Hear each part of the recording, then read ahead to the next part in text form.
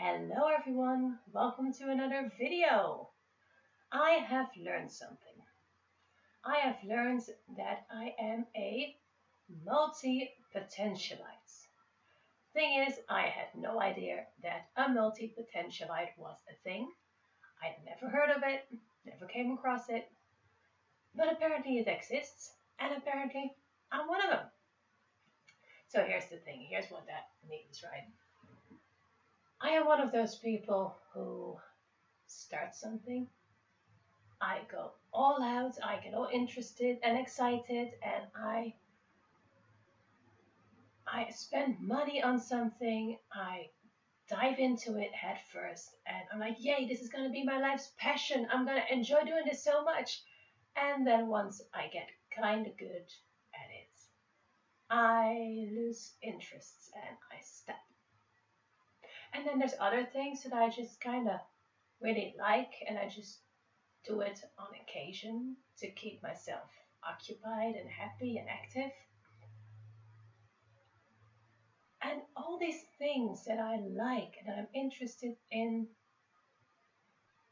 they seem similar in a way that they're all either creative or have to do with feelings or something like that. But they don't really match. Like they're all different, right? And I can't seem to stick with them long enough to really master it. So it feels like a kind of jack of all trades situation. And funny thing, that's another word that is used for the multi-potentialite is a jack of all trades. So that makes sense. Now, having that way of being in the world we live in now is a little challenging because if you look at most motivational speakers, right, they tell you find your passion. You all have this one passion, this one goal in life that you must pursue if you want to be happy. Even as a child, we are told to like what you want to be when you grow up, right? This is this big thing that apparently we must know. And thing is, what if you don't? What if there are so many things that are interested in life that you just can't pick one? Are you screwed then? Are you just bound to live life aimlessly searching for something that you just can't find? No. No, I don't think that's true. I think that being a multi-potentialite, being a jack of all trade, or a scanner as it's also called, which I kind of like that name as well. I think being that can actually be your big thing in life because you can find so many little nibbits of things that you can use in life. To have little information of a lot of things can actually be a nice thing. And I'm just learning that now. Actually, I kind of knew that, I guess, but I mistakenly thought that I had to pick one of my many interests and passions to pursue my life with. But who says? If my strong suit in life is to explore and try out different things, why can't I just be happy doing that? Why can't I just try that and actually have fun and maybe not want to make everything a goal? Because here's the thing, when you think that you must achieve mastery in something and you figure out that you start liking something else, that the passion goes away, then every single time you don't see it through, you feel like a failure, like someone who doesn't see things through, like someone who doesn't finish things. And if you put the emphasis on that, it really brings down morale and it really brings down self-esteem.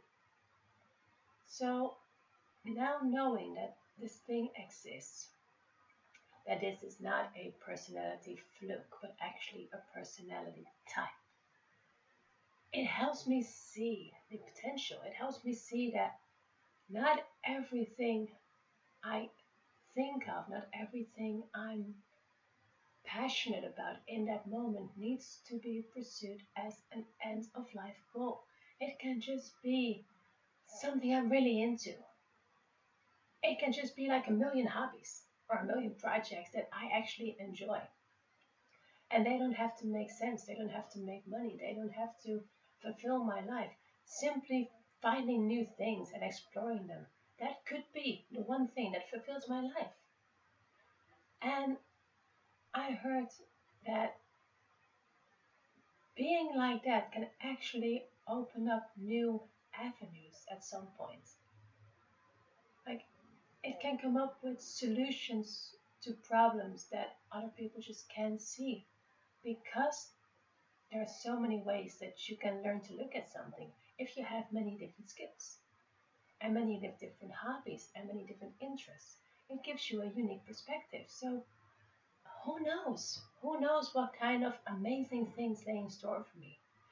If I just choose to no longer look at myself as someone who fails at trying lots of things, but someone who succeeds in multi level exploration, it could open up a fair few doors and it can open up a whole lot of joy.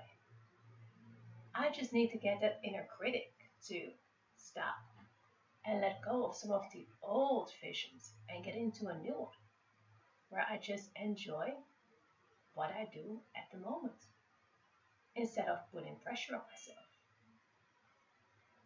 And I thought that's something that's just really interesting, right? So let me tell you some of the things that I've been interested in and that I've gotten into in the past. Aikido. I did Aikido for like 3 years and I did it a lot and I was actually pretty good at it. And then at some point it kind of stagnated and I stopped. And I thought, you know what, I'll get back into it. But here's the thing, I didn't, and that's over 10 years ago. I did dance. I did ballet dance, jazz ballet, street dance, and I enjoyed it. And I wasn't great at it, but I was good at it, and I enjoyed it. And I had a good time doing it. I love music. I love the vibes. I love I love it. But at some point, I got kind of good at it, and things didn't really change, and I stopped. I am good at rhyming. I love to rhyme. Like when a colleague that I know well leaves my job, I'll write a personal song for them where I really make it about them. And I pick up my guitar and I write my song and I write it specifically for them. And it's touching and it's amazing and I'm good at that. But I do it just then. I don't make it something to make a living out of. I just do it in the moment for that particular person. I love rhyming, period. I am currently writing little rhymes and just putting them together. It's my latest project. And I might put them in a book, I might not. I don't know. But I like doing it. And it's just about things that I bump into and about things that I think other people might bump into as well. I'm currently writing a book. I've been writing a book for the past 6 months. It's not getting anywhere, but I'm doing it. And it's just about the stuff that I've learned through the years because I don't want everything that I've learned through the years to go to waste. But I don't think I'm a very good writer. So at some point I'll just stop and it'll just be there. And then I switched it to writing the rhymes that I'm doing now. I have taught myself to play guitar.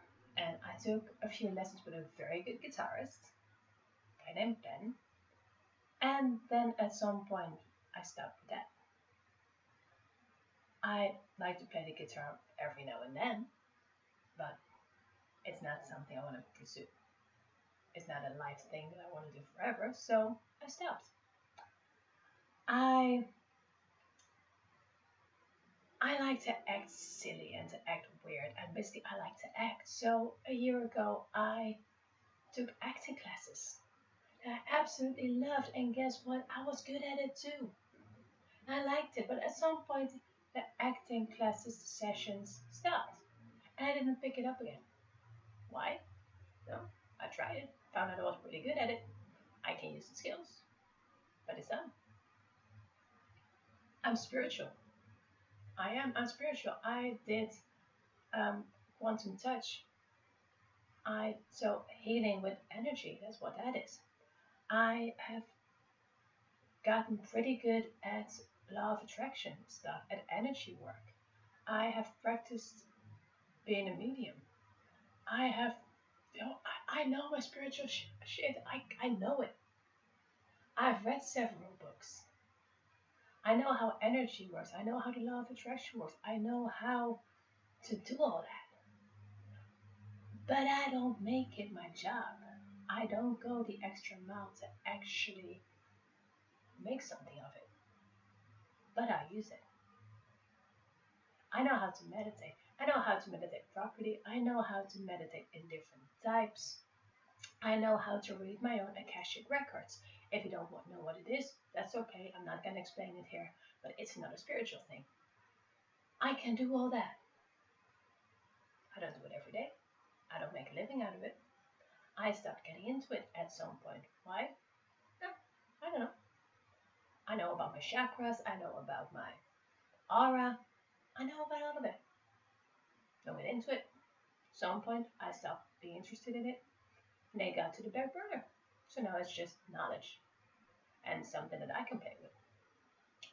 I am into yoga. I started being into yoga a year and a half ago. Got really, really into it. Went on a masterclass and did the whole healthy eating thing and did all that. And then it kind of started slipping to the back. And don't get me wrong, I'm still into that. I am. But it's not as active as it was in the beginning. See how all these things, I get like 100% caught up. And then I let them go. Like the videos that I did for a solitaire. I got caught up in that here. And I let it go. And now I'm starting it again because I want to keep doing this. I want to keep pursuing something.